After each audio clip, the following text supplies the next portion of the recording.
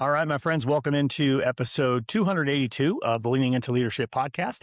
My guests on the show today are Erika Bear and Tiffany Burns. Now, if you've recently accepted your first leadership position, congratulations. Take a moment, celebrate it.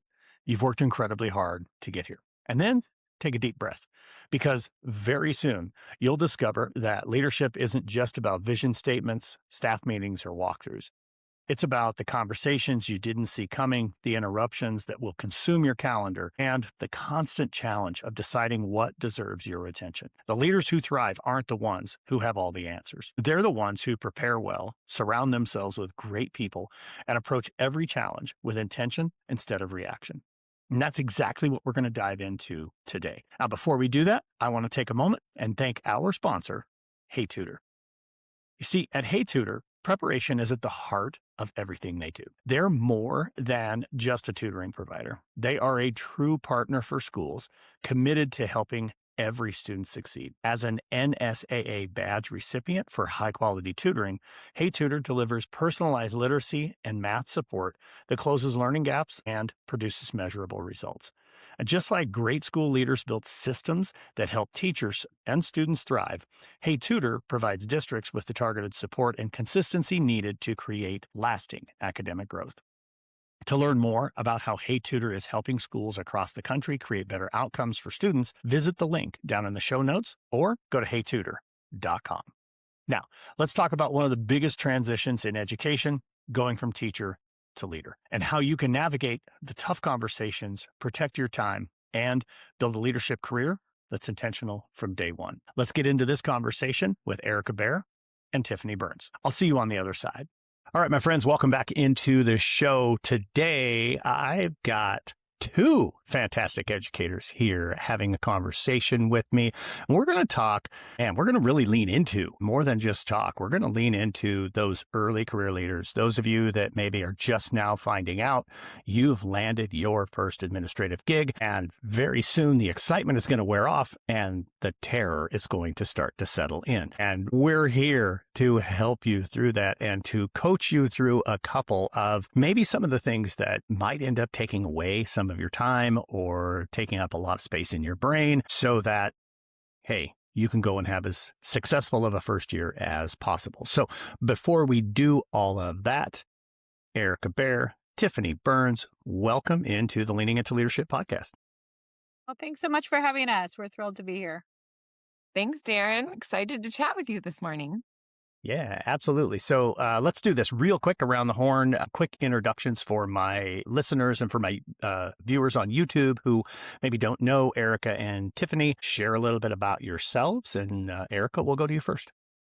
Awesome. Thank you. So I've been an educator for well over 20 years. I started as a special education teacher and had the great joy of working with students at all grade levels from early childhood all the way through transition, and then transitioned into administrative work. And I was a high school assistant principal, elementary principal, student services director, assistant superintendent, and now have the most fun job as the South Umpqua School District Superintendent, and also spend a lot of time working alongside my very good friend, colleague, and co-author, Tiffany Burns. Hi, everybody. So I also have been in education for well over 20 years. I've taught all the levels, elementary, middle, high. I started as a school principal in 2012, where I worked alongside Erika Bear. We actually met in our administrative licensure program together, and I made Erika be my friend. So it held through all the way, which is just lovely.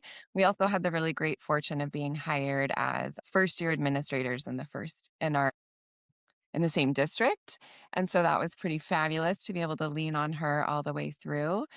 A couple years ago, Erika and I wrote our first book, Connecting Through Conversation, a playbook for talking with students. And I was an elementary principal at the time, and we were traveling all over the country doing professional development, working with districts and schools. And I thought, I'm going to take just a 1-year sabbatical and see what it's like to do this traveling. And then I started teaching full time with pre-service teachers at Southern Oregon University, fell in love with that gig. And now I'm doing that full time, traveling around, coaching principals, still hanging out with my good friend, Erika Bear. Thank goodness. Sounds pretty awesome. So I want to kind of go right back to something that you just said there, Tiffany, that the two of you connected in your licensure program. And I think for many of us, we develop those relationships with people who, we share those experiences, both that one in my doctorate cohort, a real tight group of people that I had an opportunity to build relationships with that I'm still good friends with to this day. And one of the biggest benefits, and I have a feeling this is true here too, was once you got in the seat. And so folks, now we're leaning into those of you who just got the keys, or maybe July 1, you get the keys. When you get to sit in the seat, it's exciting. It's thrilling. It's, yes, I've made it. My good friend Todd Bloomer, now retired high school principal in San Antonio, would say, man, you land that job, put your feet up, pat yourself on the back, and then in about a minute and a half, get your feet off the desk because it's time to get to work. And I think one of the things that was most beneficial for me, both as a principal and as a superintendent, was being able to lean into those very people. They say it's lonely at the top. They have no idea how lonely it is at the top. So maybe for the two of you, kind of, I don't know, talk back and forth just a little bit on that connection. I mean, I could see just by how you guys are responding to what I'm saying that, yes, this is very true. You leaned on each other. Talk a little bit about that, kind of the importance of having that person to be able to lean into.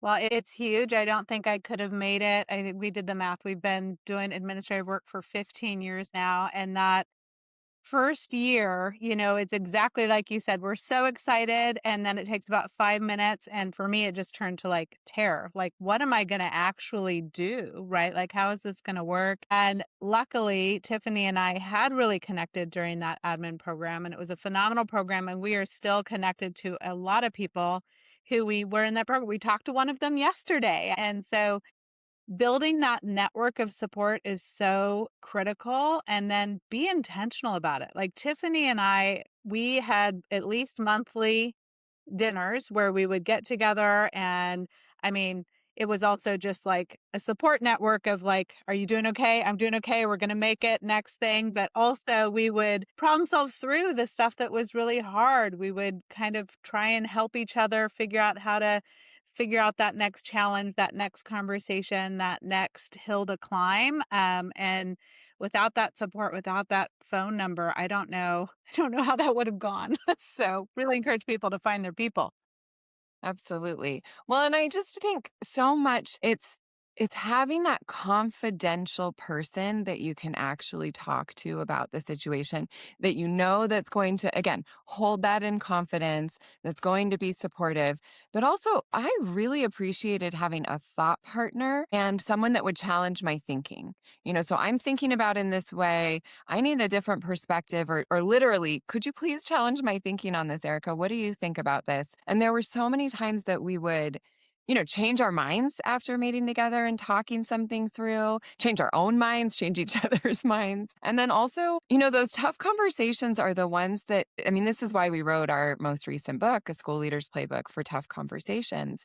Those are what wake us up in the middle of the night, and what you're talking about with these folks that just got the job. I am going to guess that not one of them thought, I can't wait to have those tough conversations when I start that job, or that's why I want that job so I can do that. I don't know anyone that did that. And so being able to have someone that I could talk to, that I could literally role play or say, what sentence stem should I use going into this conversation? Or if I say it like this, how do you think it'll land? It has just been such an incredible gift to my career to be able to have an Erika Bear. Yeah. Want everyone to find their work bestie, because none of us can do this work in isolation. And you said it, Darrin, like there is something so lonely about being a school administrator.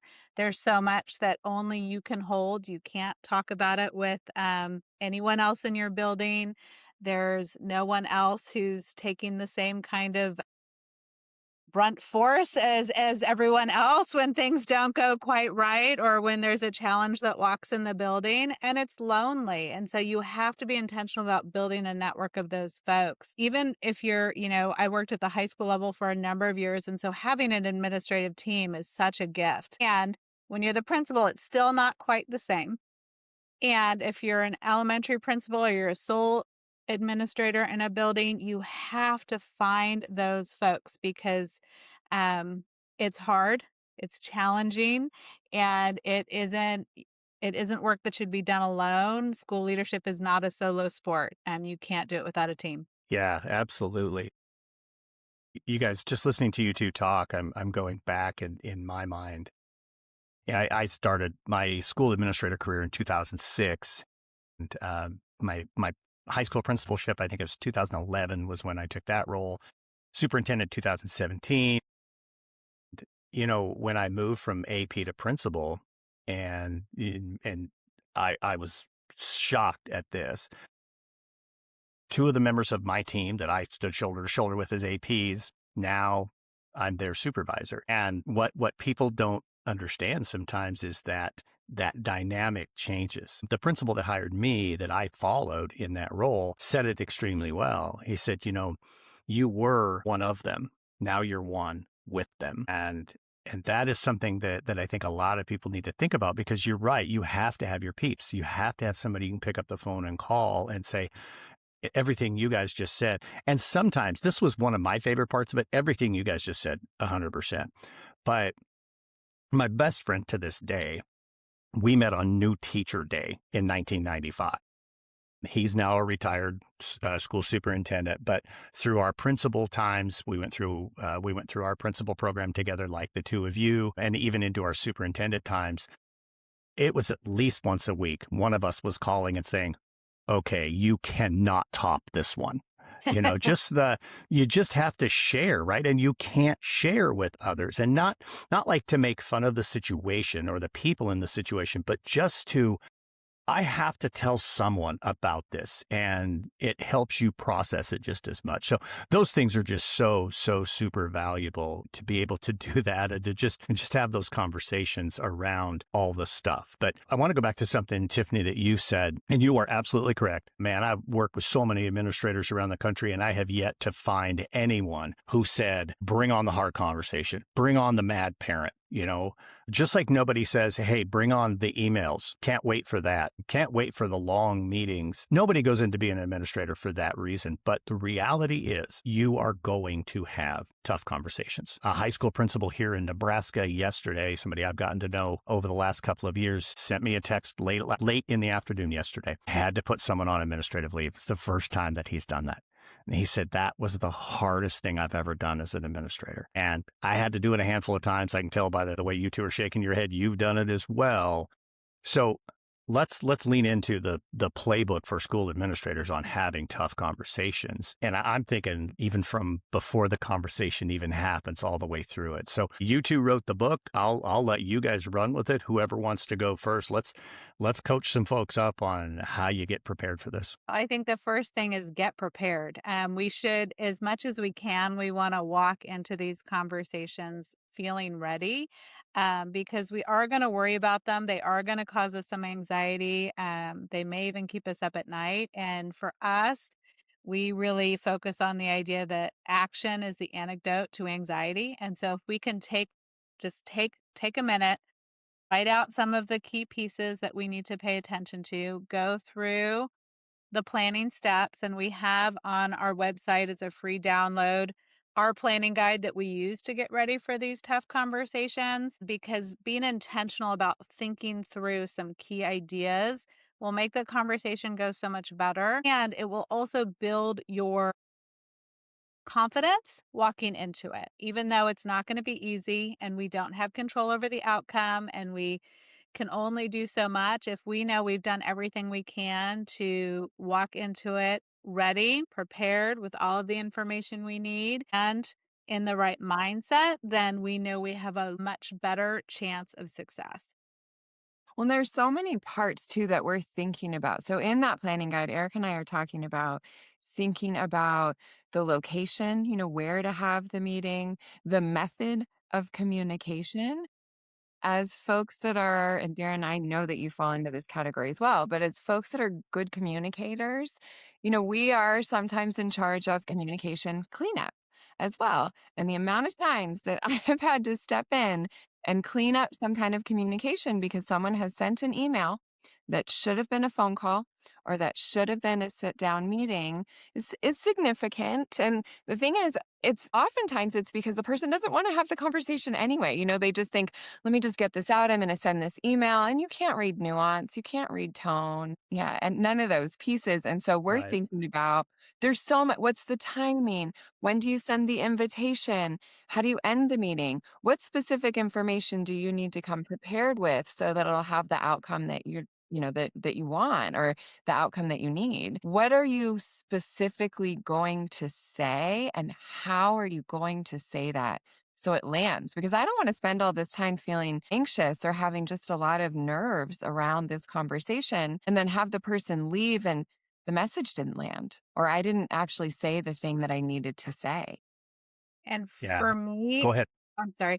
For me, and like I said, I've been doing this for a minute. I've had lots of really tough conversations. I've had to do what your friend was just going through more than one time for certain, and it's always hard. And when you get in there, it is so tempting to not say the things. And so even after all these years, I still write it down. I'll write down the 2 or 3 things that absolutely have to be said in that meeting, and I'll write down exactly how I want to say it, because it holds myself accountable for making sure that I do it. Because there's always a moment in a meeting where you've got tears, you've got big emotions, you start to feel bad, you start to question yourself.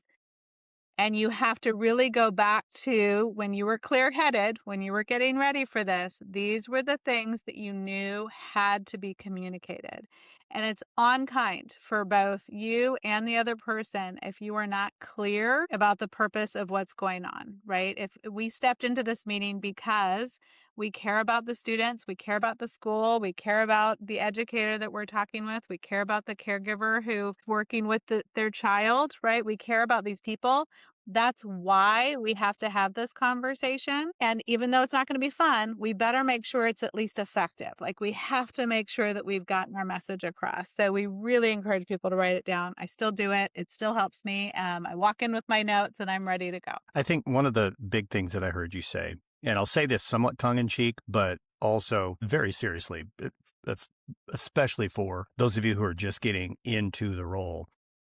The biggest thing I heard you say without saying it is, don't just go charging into the conversation. I think this is one of the biggest mistakes. I know I made this mistake a few times. Several of the folks that I support have made that mistake. We have to very much be strategic when it comes to these conversations. And I like, Erika, how you talked about writing down the things you know have to be said. Sometimes as administrators, there's an administrator that I'm coaching right now who just had to go through the process of letting someone know they were not going to renew their contract. One of the things that he was struggling with was he might see something good and then he would start waffling. And this is someone who, I mean, has such a huge heart and just cares so much. And I think those are the folks who struggle the most with these conversations, because you see the tears, or you can find yourself backpedaling a little. So again, I love that you're like, these things must be said. But where I'm kind of going with this is, maybe let's talk about what we shouldn't say, or when we're having those really tough conversations, maybe it is a non-renewal, or it's, hey, you interviewed a couple people for your leadership team that are internal candidates, and you're telling the internal candidate that they didn't get the position, those kinds of things. Right? That's a tough one. Hiring season. Yep. Yeah, absolutely. So folks, for transparency's sake, we're recording this in late April, when most of you are probably right now sitting at an interview table interviewing people for your positions. So let's talk a little bit about that. When maybe you could go too far with what you're saying in the tough conversation. So I think it's really important that we're using very clear factual language. So we want to avoid words like always and never. It is unlikely that someone is always late or never does this thing, but they can be consistently late or consistently doing this thing. So we want to think about, just say, 4 out of the last 6 days you were late to work. That is different than always, right? So we're just wanting to be very, very clear and factual what we're talking about. We're wanting to steer clear of adjectives. We're wanting to describe behavior, what was observed or what we saw, or this was the impact that behavior had on others, instead of using more subjective language that could be argued with, that could be questioned. We just want to make sure that we're very clear in that. And again, we write that down very specifically. And I like to sit next to someone or at like a kitty corner, kind of a 90-degree angle, so we're not right across from each other when we're delivering this message. So it's not this me versus you or us versus them. It's rather confrontational to be face to face in that way. But that also means that the person is sitting right next to me so they can see my notes. So I write my notes in a very, very light pencil. So I am the only one that can see the words that I've written down that I'm sharing. I'm lucky because my handwriting is super poor. No one can read it except for me and an office manager I had like 10 years ago. So it works out. It's all fine. But I think the other piece beyond being very careful about not overgeneralizing or making statements that can be argued with, right? We want it to be just straight data as much as possible. I think a trap that we can get into, especially if we've gone into the conversation too soon, is we can start attacking the person instead of the problem. So we want to make sure that we put the problem out on the table, that we're really clear about the problem. We haven't soft pedaled around it or avoided saying what we're actually there to talk about, right? Here's the problem, and we're going to attack the problem. We're not going to say, you're irresponsible, you're late all the time. We're going to say, you were late 4 out of 5 times, and this is causing this kind of impact, right? So we're attacking the problem, not the person. The caution that I like to give people around being in the right mindset for these conversations, because we're all human people. We have big emotions, right? And we take our work personally. We do, because it is personal. We're supporting kids, we're supporting educators. And so when something happens and we're really frustrated or really angry or really upset, if that's why we're stepping into the conversation, like, I'm in charge and I'm going to tell you, then you've got a problem, right? That's not the right time to step into the conversation. If you're stepping in to win, if you're stepping in to punish, if you're stepping in to kind of show the world that you're the one who's going to tackle this situation, then you've got an issue. And what we really ask folks to do is pause. Like, that's your pause. The first thing on our planning guide is purpose. Like, why are you having this conversation? And that has to circle somewhere around care. Because if we go in too angry or too hot, we're not going to communicate clearly, and it's going to become about how we acted in that meeting instead of the issue. So take a walk, take a pause. It's probably not an emergency. Like, you probably have 24 hours before you need to actually respond to this. And I've even said I had a really, really difficult situation. A teacher did something that I was pretty upset about, pretty angry about, and she came in to talk to me about it. She kind of came and found me. It was after an observation. She knew I was going to be upset. And I just said, you know what? Like, this conversation is really important. I definitely want to talk to you about this. Right now, I'm feeling a little too emotional about it to have a productive conversation. So I'm going to pause and I'm going to ask for us to come back to this tomorrow, because I think it's okay to let folks know something's really impacted you. It's not okay to step into a conversation before you're emotionally regulated to have one that's going to be productive. Yeah, for sure. I think understanding that in your role, you can very quickly, I like how you said that, Erika, you can very quickly switch this from the reason you're having the meeting to something you have now done that completely shifts the outcome, the relationship you have with that individual, and so forth. So some really, really good stuff there. I want to stay with the tough conversations, but maybe transition it in a little bit different direction. We're kind of focused primarily on the conversations with the adults in our building, which realistically, that's where a lot of those tough conversations are going to go. But I framed this conversation with thinking about those who are just getting the keys and just stepping in. And more than likely, the first tough conversation that may come their way is the angry parent, or the parent who's not happy with, how something happened, or the parent who heard from their child what happened, but maybe didn't hear from the teacher first or the assistant principal first, or how it should have actually played out. So let's maybe now reframe the tough conversation. And certainly everything still applies, but let's lean into those early career leaders and help get them prepared for when the hot parent comes rolling through the door. Well, and there will be no shortage of those. That just happens. And that, they bring that to us and we can expect that. And so I think just a huge part of that is really making sure you're listening when they're communicating and being able to say things like, I hear you. I've made a note of that. Let me make sure I got that right, and saying it back to them. Then also acknowledging the impact that whatever happened had on them or had on their child. Right. So saying things to them like, you know what, this is really important. I'm so glad you brought this concern to me. And you really have to mean that, right? Like, I'm glad that you brought this to me because I can address it now. I'm glad that you brought this to me and didn't just splash it all over social media. And maybe they did both, but at least they're bringing it to you and sharing it with you. And then what you want to say is, I'm really sorry this happened. That doesn't mean that I'm necessarily taking responsibility for something that did happen, but I can say, I'm really sorry this happened. I'm so sorry that this happened to your child. That must be so upsetting. And I would be really upset as well if that happened to my kid. So I get it. Let's talk about that. If it is something that we did wrong, it is it is necessary that we say, absolutely, thank you for bringing this to me. I'm sorry this happened. We are working to ensure nothing like this happens again. Because what I want to do is help move them forward. I cannot go back in time. I cannot fix what happened. I can't change what we did or didn't do correctly or incorrectly.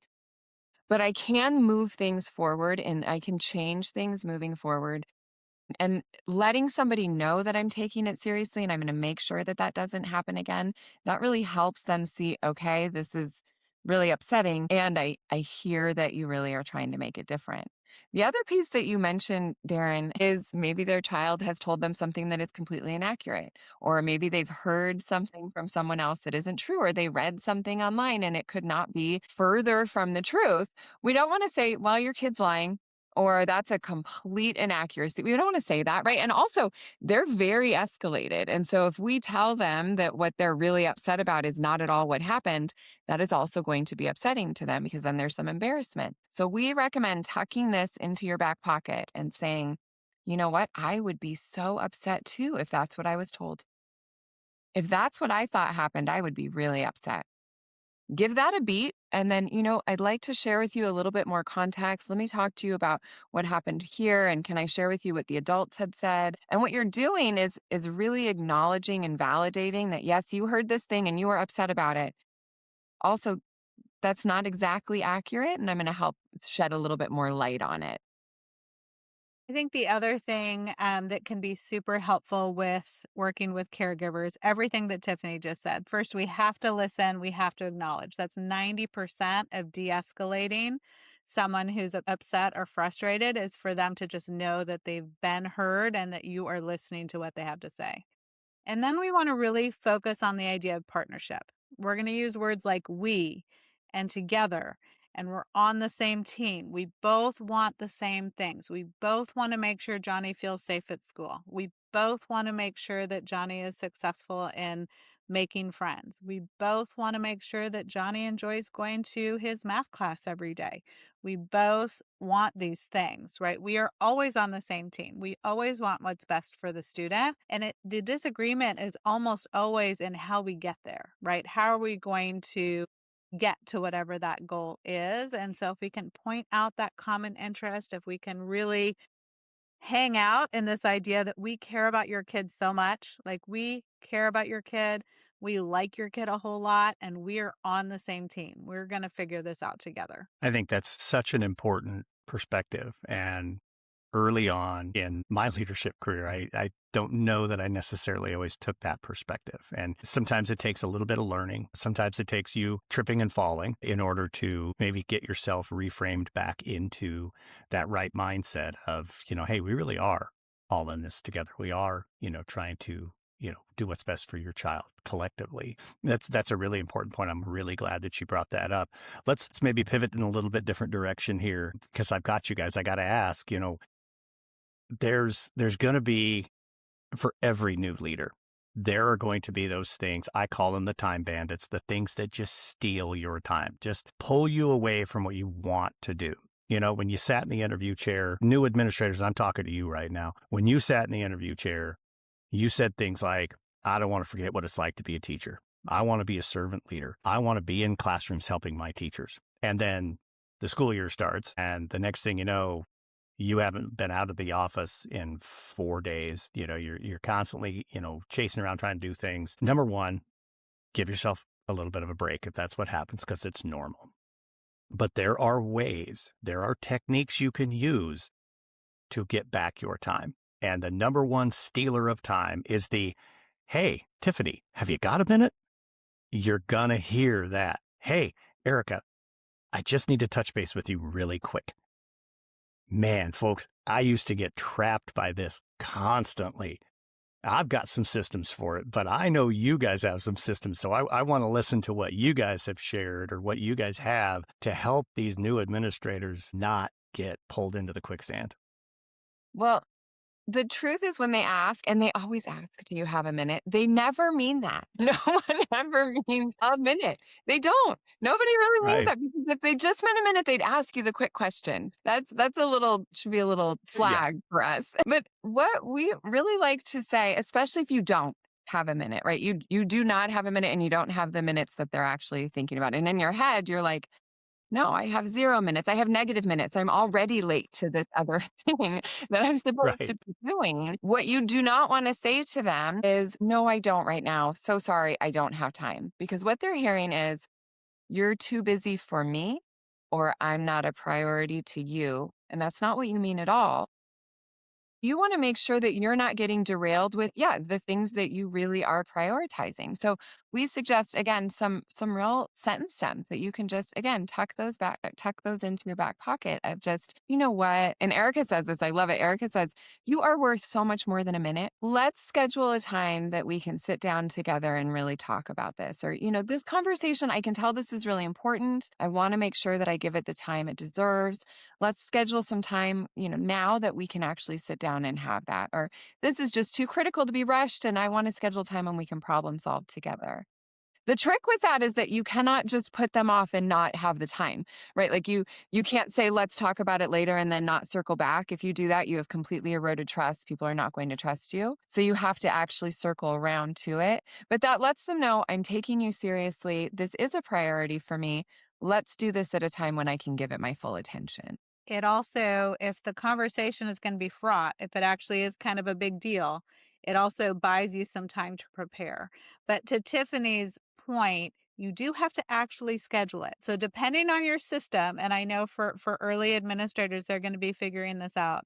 My hope and dream for you is that you have that amazing office manager that I was always so lucky to have, that really helped keep my calendar balanced in a way that made sense. And so I would right away say, oh my gosh, I definitely want to make sure that we have time for those conversations. Super important. Just real quick, go check in with Jen, and she will get you on the calendar. And wow, can't wait to connect then, because then they see that you're actually following through. If you're not that lucky, then pull out your phone and say, okay, let's find a time really quick so that we make sure this doesn't get lost, because then they don't feel pushed off or, postponed without a real concrete next step. People just knowing that like the appointment's there, they're going to have an opportunity. Again, it just helps de-escalate, because the truth is, as a new administrator, as a seasoned administrator, as an educator of any type, we never have a minute. I've never had like, oh my gosh, what shall I do now? Like that is just not the world we live in, right? So we have to be really intentional. We don't want folks, I mean, they're not doing it on purpose. It is a really important thing. It does need to be handled, but I kind of live and die by my calendar. And so if something throws that off track, then the priorities that I was really intentional about setting, right? The goals that I was really intentional about making are going to get pushed off by the urgent, and I'm not going to make the kind of progress that I want. Absolutely. Never sacrifice the important at the altar of the urgent. That is something that typically early career leaders do. I know I was guilty of it for at least 2 years. And Yeah. I love that piece there too, with lean into your office manager, your secretary, your admin assistant, your director of first impressions, whatever title you may have for that person. I did that exact same thing, except we had actually taken it to the next level of, just email Marilyn and she'll put you on the calendar. And one thing I would add to it too, that you guys probably did, just maybe just didn't mention here, whenever possible, have that meeting on their turf, not on yours, because it has this underlying message of, hey, your time is more important than mine. I'm coming to you. And then you also increase your visibility. Like, you still have to walk back to the office, so you can pop into a classroom or two. There's some really, really easy ways you can do that. First year administrators, trust us on this one. So man, some super, super good stuff there. And our time is absolutely flying by. So I want to jump to the last formal question that I have here on the show, the one I ask everybody who comes on here as a guest. So Erika and Tiffany, this is the Leaning Into Leadership podcast. So how are you leaning into leadership right now? Well, for me right now, I'm really focusing on focus, if that makes sense. So we've got some really important concrete goals in the district that I'm at, and I have been working very hard on saying no to everything that isn't in direct alignment with what we're trying to accomplish. And so there's so many pretty things that come across in education. There's so many awesome things that we could be doing, and we've made a very intentional, we spent a lot of time, list of priorities, and there's like 3 things, and that's it. And so everything has to be in alignment with that. And I love saying yes, especially to cool things. And so that is taking an exercise in restraint for me. But that has been my most recent leaning into leadership moment. To piggyback off of your exercise and restraint, Erica, because I think with education, I don't know, it doesn't matter what your job is in education, it is a big job. And it is a job that you could do 24 hours a day, 7 days a week, and still have more job. And so for me, mine with this whole idea about time, mine is really making sure that I love the quote, be where your feet are, and really being present in that moment and thinking about, okay, I am not at work right now. I am here with my family. I'm going to presently be here with my family. I'm going to schedule time for that. I'm going to schedule time to go take that walk or do what I need to for myself. That is always my goal, is make sure that I'm getting enough time, prioritizing enough time for the things that really light me up and that help me be more effective at work and help me be more effective as a mom when I'm being a mom, as a wife when I'm a wife, as a principal when I'm being a principal, as an instructor when I'm with my students. Just really being intentional about the way in which I spend my time and calendaring it. Just like Erica, if it's not on my calendar, I'm not doing it. So I'm going to calendar that time for me as well. Man, I love both those answers so very much. This has just been absolutely wonderful. People are going to want to get in touch with you guys. We're going to put links in the show notes for your website and for your books, and certainly for the free download that you mentioned earlier, Erika. But if people want to get in touch with you, they want to, connect with you guys, whether it's website or social media, what's the best way for them to do that? You can find everything on our website, so that's probably easiest. It's connectingthroughconversation.com, and you can find all our socials on there. We're sharing out free content all the time. We have a blog on there and all kinds of free downloads like the one that I mentioned earlier. And you can for sure email us, schedule a time to chat with us. We would love to connect with you all. Well, again, we'll make sure all that stuff is down in the show notes for you guys. Hey, thank you both so much for joining me here. This has been an absolute blast. Thanks, Darrin. It was super fun. Thanks, Darrin. Had a great time chatting with you. All right, folks, awesome conversation with Erika and Tiffany. Make sure you get down there in the show notes and check out all the things that they are doing, including their new book. Just amazing, amazing stuff. I'm super glad that they joined me here on the show. And now it's time for a pep talk. So, folks, this entire week I was on the road. We're talking coast to coast. We're talking all 4 time zones in a period of 5 days. I began my week at a corporate leadership retreat in Los Angeles. On Tuesday, I keynoted the Missouri Leadership Academy Conference in Columbia, Missouri.